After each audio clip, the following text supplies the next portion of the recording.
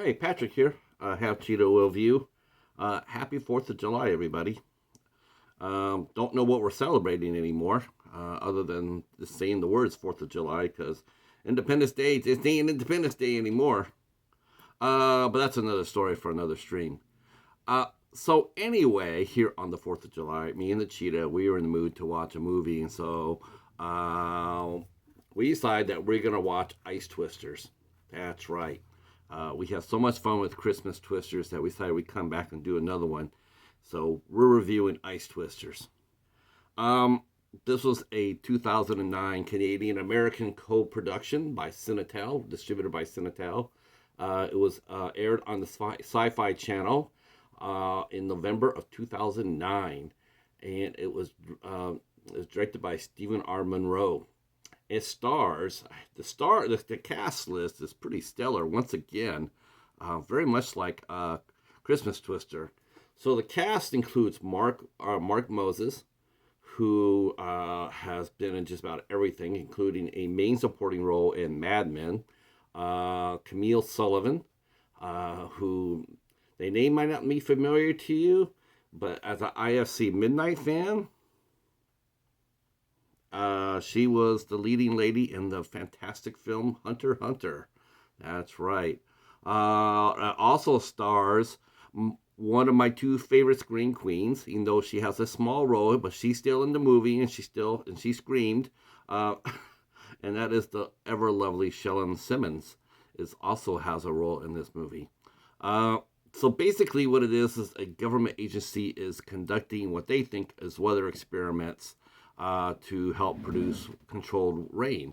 And what they don't know though is they shoot out what they call seraphins, and they're supposed to create rain clouds and rain for drought areas.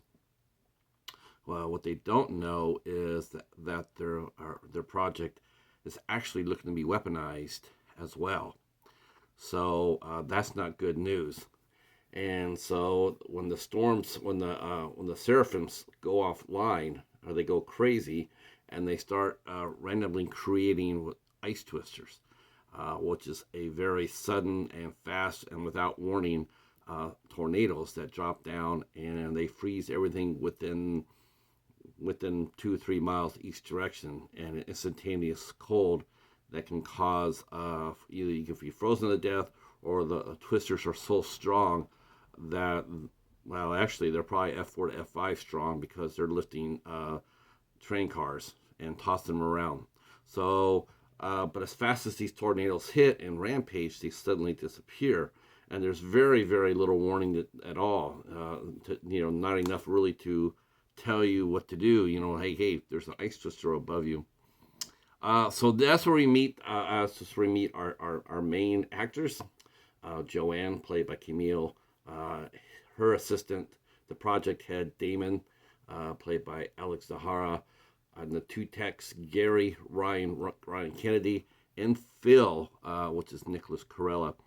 So they're out there doing these experiments, and not knowing what they think they're doing good work, not knowing that the work is actually sort of being sabotaged by the evil Frank over in Washington, D.C.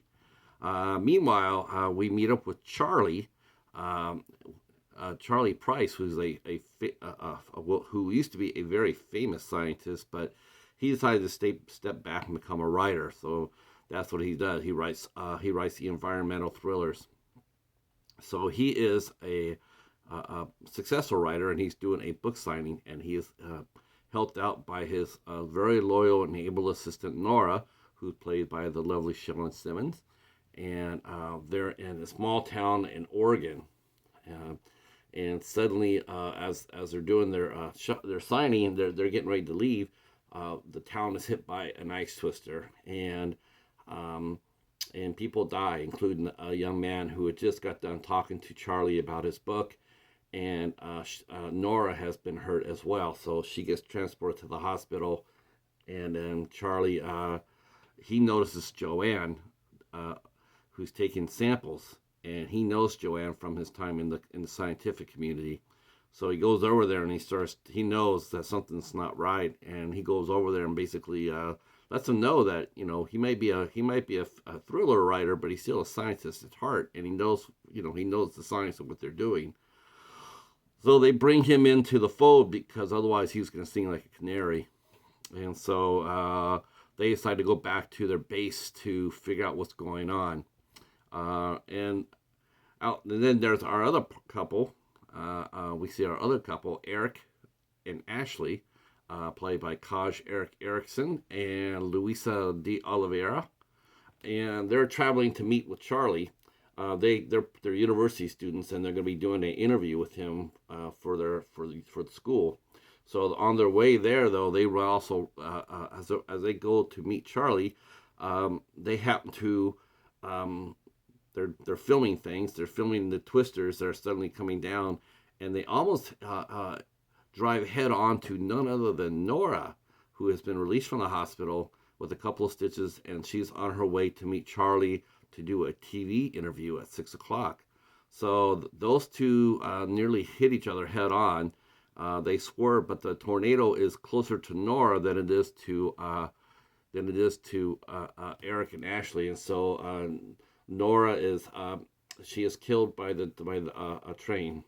Basically, a car from the train hits her car, and she crashes, and she dies of her wounds. She does get out of the car, but she dies. So anyway, we go back to the main crew, and they're trying to figure out what's going on with this program and why is it not working.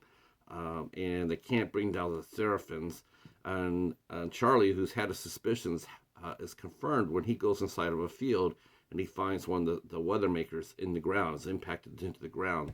So he knows what it is, and he knows now what they're trying to do. And he says, do you not know that, this is not exactly everything that you've been told? Somebody's hiding something from you. And we find out that Frank is indeed hiding out that he is trying to make a weaponized version of the Seraphins.